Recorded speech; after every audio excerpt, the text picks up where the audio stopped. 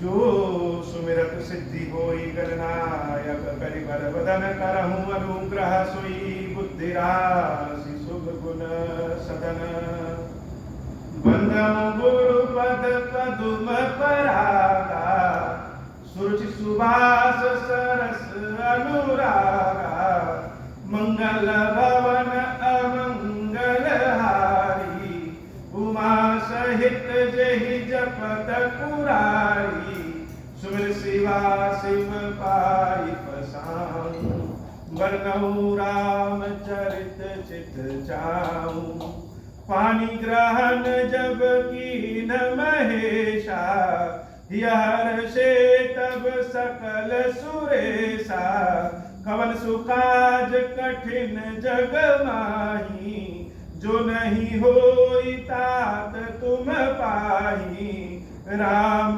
काज लगी तब अवतारा सुनता ही भयऊ पर्वताकारा। हे भगवान शंकर, आप ऋण पातक दुर्भाग्य और दरिद्रता की निवृत्ति के लिए तथा संपूर्ण पापों का नाश करने के लिए मुझ पर प्रसन्न होइए। मैं दुख और शोक की आग में जल रहा हूँ, संसार भय से पीड़ित हूँ, अनेक प्रकार के रोगों से व्याकुल और दीन हूँ। हीरेश्वर मेरी रक्षा कीजिए। देव देवेश्वर सबको निर्भय कर देने वाले महादेव जी मेरी इसकी हुई पूजा को पार्वती जी के साथ ग्रहण कीजिए, मेरा मंगल करिए।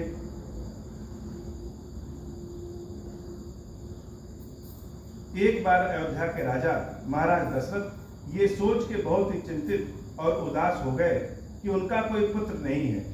वो चिंतित होकर अपने गुरु वशिष्ठ जी के यहाँ पहुँचे तथा अपना सभी सुख और दुख सुनाते हुए गुरुदेव वशिष्ठ से कहे, गुरुवर, आपके आशीर्वाद से हमारे पास सब कुछ है, परंतु हमारे कोई पुत्र नहीं है।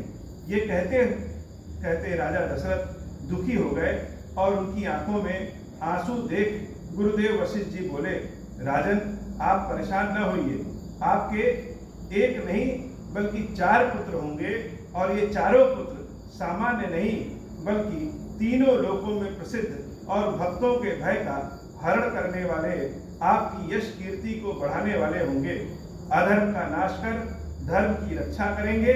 महाराज दशरथ त्रिकालदर्शी गुरुदेव वशिष्ठ की बातों को सुनकर बड़े प्रसन्न हुए और अयोध्या लौट आए। कालांतर में समय व्यतीत होने के पश्चात एक दिन गुरुदेव वशिष्ठ महाराज दशरथ के पास आए और बोले, राजन, अब समय आ गया है, हमें आपके पुत्र प्राप्ति के लिए पुत्र कामेष्टि यज्ञ करना है। पुत्र कामेष्टि यज्ञ। महाराज दशरथ बड़े ही आश्चर्यचकित होकर के वशिष्ठ जी से पूछे, हे गुरुदेव, यह कौन सा यज्ञ होता है और किस प्रयोजन से और किसके लिए होता है? कृपया करके बता करके मेरी जिज्ञासा शांत करिए। महाराज दशरथ के विनीत वचनों को सुनकर गुरुदेव वशिष्ठ बोले, महाराज, पुत्र कामेष्टि यज्ञ भगवान शंकर और देवी पार्वती को प्रसन्न करने वाला यज्ञ है। इसे मेरी देख रेख में महर्षि श्रृंगी करवाएंगे। आप यज्ञ की तैयारी करवाइए। महाराज दशरथ बहुत प्रसन्न हुए। यज्ञ की तैयारी पूर्ण होने के बाद यज्ञ शुरू हो गया। यज्ञ को देखने के लिए बहुत सारे लोग एकत्रित हो गए। महर्षि श्रृंगी विशेष मंत्रों के साथ स्वाहा स्वाहा बोलते हुए यज्ञ कुंड में आहुतियां डालने लगे। कई दिनों तक यज्ञ चलता रहा। दिन प्रतिदिन पुत्र कामेष्टि यज्ञ की ख्याति और तेज चमक बढ़ने लगा। इसे देखने दूर दूर से लोग आने लगे। एक दिन यज्ञ में बहुत भीड़ थी। श्रृंगी ऋषि स्वाहा स्वाहा के मंत्रों के साथ आहुतियां दे रहे थे और चारों ओर का वातावरण सुगंधित हो रहा था। तभी उस यज्ञ कुंड में एक बहुत ही दिव्य तेज प्रकट हुआ और उस तेज से भगवान शंकर और देवी पार्वती प्रकट हुई। उन शंकर पार्वती को देख लोग आश्चर्यचकित हो गए। कपूर के समान सफेद शंकर और कुछ लालिमा लिए हुए देवी पार्वती, उनकी जोड़ी इतनी सुंदर और मनमोहक लग रही थी कि लोग अपनी सुध बुध ही खो गए। उन शंकर पार्वती के हाथों में एक स्वर्ण कलश था। शिव पार्वती को देख गुरुदेव वशिष्ठ सहित महर्षि श्रृंगी, महाराज दशरथ और सभी लोग भाव विभोर हो गए तथा हाथ जोड़ करके खड़े हो गए और बारंबार प्रणाम करने लगे। शिव जी बड़े ही दिव्य वाणी में बोले, हे वशिष्ठ, मैं इस यज्ञ से बहुत प्रसन्न हूँ। तुम्हारे मन में जो कोई भी इच्छा हो वह सब पूर्ण होगा। ऐसा कहते हुए शंकर जी देवी पार्वती जी के हाथों से स्वर्ण कलश लेके महाराज दशरथ जी को देते हुए कहे, हे दशरथ, इस स्वर्ण कलश में देवताओं के द्वारा बनाई हुई दिव्य खीर है। इस खीर को तुम अपनी इच्छा अनुसार अपनी रानियों में बांट दो। तुम्हारी कामना पूर्ण होगी।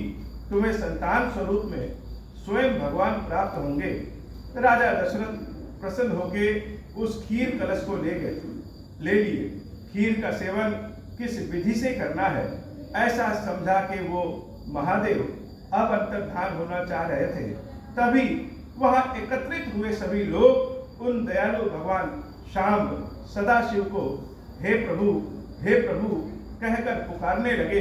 तब प्रसन्न होकर महादेव ने सभी की ओर देखते हुए कहा, कहो क्या चाहिए तुम्हें, क्या मांगना चाहते हो, मांग लो जो मांगना चाहते हो। भगवान को दंडवत प्रणाम करते हुए वे लोग कहने लगे, हे दयालु कृपालु, थोड़े में ही प्रसन्न हो जाने वाले देव, हम सब पर प्रसन्न होइए। हे प्रभु, आपके स्वरूप को हम क्या नाम दें। राजा दशरथ तो हर ओर से सामर्थ्यशाली हैं, धनी हैं, ज्ञानी हैं, भक्त हैं, धार्मिक हैं, राजा हैं, इतना बड़ा यज्ञ कर सकते हैं। लेकिन हम सब तो अज्ञानी और हर ओर से निर्बल हैं, इतना बड़ा यज्ञ कर नहीं सकते। तो फिर आपको कैसे प्रसन्न कर सकते हैं, आपकी कृपा कैसे प्राप्त हो सकती है। आपको हम सब किस नाम से बुलाएं, आपको बुलाने वाला मंत्र क्या है, आपकी सेवा पूजा किस दिन और किस विधि से की जाती है। उन सभी लोगों की बात सुनकर भगवान शंकर प्रसन्न होकर बोले, भक्तों ध्यान से सुनो, हमारा यह रूप खीरेश्वर कहलाएगा। हमको प्रसन्न करने वाला मंत्र है ओम श्री राम। हमारा प्रिय भोग है खीर। जो कोई भी हमें ओम श्री राम सुनाएगा और खीर का भोग लगाएगा, मैं उस पर प्रसन्न होकर उसकी कामना को अवश्य पूर्ण करूंगा। कलयुग में भारतवर्ष के वराहगण जो 12 के नाम से जाना जाता है, मैं अपनी शक्ति के साथ खीरेश्वर नाम से स्थापित, प्रतिष्ठित और प्रकाशित होऊंगा। मेरा स्वयंभू ज्योतिर्लिंग स्वरूप दीपक की लौ के समान विकृत आकृति में होगा। जो कोई भी जिस किसी भी विधि से मेरी शरण में आकर मुझे ओम श्री राम का जाप सुनाएगा, वह खीर का भोग लगाएगा, तो मैं उसे भोग और मोक्ष दोनों प्रदान करूंगा। जो कोई भी हमारे इस खीरेश्वर स्वरूप के प्रगटीकरण की कथा मेरी बताई विधि के अनुसार सुनेगा अथवा कहेगा, उसकी समस्त मंगल कामना अवश्य पूर्ण होगी। राजा दशरथ की भांति मैं भी उस पर प्रसन्न होकर उसे धन, पद, प्रतिष्ठा, संतान, उत्तम स्वास्थ्य आदि सब कुछ प्रदान करूंगा और उसकी समस्त मनोकामनाओं को पूर्ण करूंगा। खीरेश्वर धाम में मैं अपने समस्त कलाओं के साथ सदैव उपस्थित रहूंगा। इस धाम के प्रति श्रद्धा विश्वास रखने वाले भक्तों की रक्षा मैं स्वयं करता रहूंगा। उन सारे भक्तों को बताते हुए खीरेश्वर महादेव ने बताया कि सोमवार के दिन अथवा मंगलवार के दिन अथवा महीने के किसी भी चतुर्दशी के दिन जो कोई भी मेरी यह कथा श्रवण करेगा या कहेगा, उसकी समस्त कामना को हम अवश्य पूर्ण होंगे। किसी विशेष कामना की पूर्ति के लिए कम से कम 14 व्रत रहने की आवश्यकता है। वैसे अपनी इच्छा के अनुसार कभी भी कोई भी यह हमारी पूजा कर सकता है। इस पूजा को करने के लिए व्रत रहने की आवश्यकता नहीं है। व्रत का मतलब कि कम से कम 14 बार हमारी पूजा किसी विशेष मनोकामना की पूर्ति के लिए किया जाए। प्रत्येक महीने में एक बार भी करते हैं तो 14 महीने में 14 बार ऐसा कहकर क्षीरेश्वर कथा विधि समझाकर वो क्षीरेश्वर महादेव क्षीरेश्वरी महादेवी के साथ सबको आशीर्वाद देकर के अंतर्धान हो गए। महाराज दशरथ उन क्षीरेश्वर महादेव जी के द्वारा दिए हुए खीर को 2 भागों में बांट देते हैं और फिर आधे भाग को महारानी कौशल्या जी को खाने के लिए देते हैं और आधे बचे हुए भाग को पुनः 2 भागों में बांटकर एक भाग महारानी कैकेयी जी को देते हैं और शेष बचे हुए भाग को फिर से 2 भागों में बांटकर एक भाग कौशल्या जी को और एक भाग कैकेयी जी को दे देते हैं। अब की बार के पाए हुए भाग को दोनों महारानी सुमित्रा जी को दे देती हैं। इसी कारण देवी कौशल्या के एक पुत्र स्वयं भगवान श्री राम, देवी कैकेयी को एक पुत्र भरत जी और देवी सुमित्रा को 2 पुत्र लक्ष्मण जी और शत्रुघ्न जी प्राप्त होते हैं। खीर का वितरण अभी हो ही रहा था, तभी खीर के सुगंध से प्रेरित होकर के दैवलोक से एक पक्षी बहुत तेजी से उड़ता हुआ आया और खीर पर झपट्टा मारकर खीर का कुछ भाग लेके उड़ गया।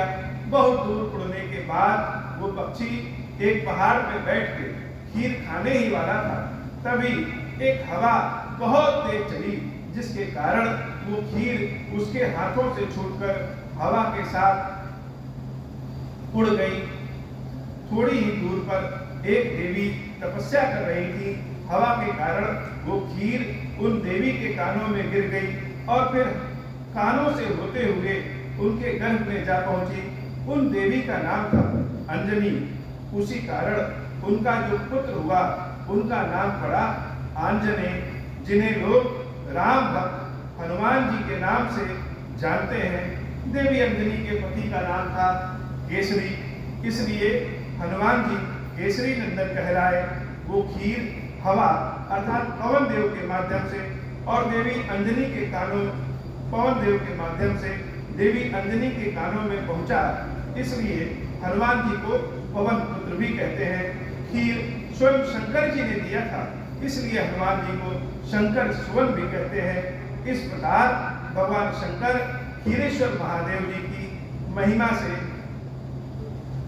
महाराज दशरथ जी को खीर प्राप्त हुआ और उसी खीर के माध्यम से जगत के तारनहार स्वयं परम भगवान राम अपने अंशों लक्ष्मण जी, भरत जी और शत्रुघ्न जी सहित और सेवक हनुमान जी सहित अवतार लेते हैं। बोलिए श्री क्षीरेश्वर महादेव जी की सदा ही जय हो। ओम श्री राम। अब हो प्रसन्न प्रभु मोह पर, नाथ दीन पर नेह, निज पद भगति देहु प्रभु, पुनि दूसर बर देहु। तब माया वश जीव जड़, संतत बिरहि भुलाना। हम पर क्रोध न करिय प्रभु, कृपा सिंधु भगवान। शंकर दीन दयाल, अब हम पर हो कृपाल। साप अनुग्रह होई जहि विधि, नाथ थोरहि काल। दीन दयाल बिरधु संभारी, हरहु नाथ मम संकट भारी। जय विधि होई नाथ हित मोरा, करहु सो बेटी जानि दास मैं तोरा।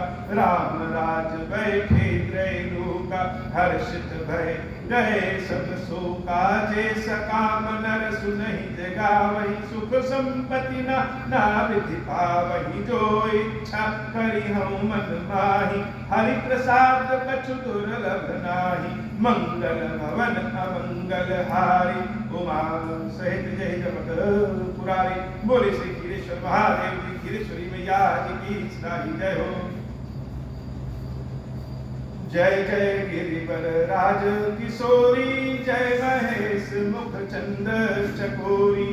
जय गज बदन सडासन माता जगत जननीता मणिदुति गाता नहीं तब आदि मध्य अवसाना अमित प्रभाव वेदु नहीं जाना भव भव विभव पराभव कारिणी विश्व विमोहनी स्वबस विहारिणी पति देवता स्तुति महु मातु प्रथम तव रेख महिमा अमित न सकहि कही सहस शारदा शेष सेवक तुई सुलभ फल चारी बरदायनी पुरारी प्यारी देवी पूजी पद कमल तुम्हारे सुर नर मुनि सब होहि सुखारे मोर मनोरथ जानहु नीके बसहु सदा उर पुर सब ही के कीन्हु प्रकट न कारण तेहि अस कहि चरण गहे गए देहि विनय प्रेम बस भई भवानी खसी माल मूर्ति मुस्कानी सादर सिय प्रसाद सिर धरऊ बोली गौरी हर्ष भी भरऊ सुनु सिय सत्य असीस हमारी पूजई मन कामना तुम्हारी नारद बचन सदा सुचि साचा सोबरु मिलहि जाहि मनु राचा मनु जाहि राज मिलिहु सोबरु सहज सुंदर सावरो करुणा निधान सुजान शीलु समेहु जानत रावरो यही भांति गौरी असीस सुनिसिय सहित ही हर्षियली तुलसी भवानी पूज पुनि पुनि मुदित मन मंदिर चली जानी गौरी अनुकूल सिय ही हर्ष न जाई कही मंजुल मंगल मूल बाम अंग फरकन लगे महादेव शिव शंभु महादेव शिव शंभु महादेव शिव शंभु ओम श्री राम।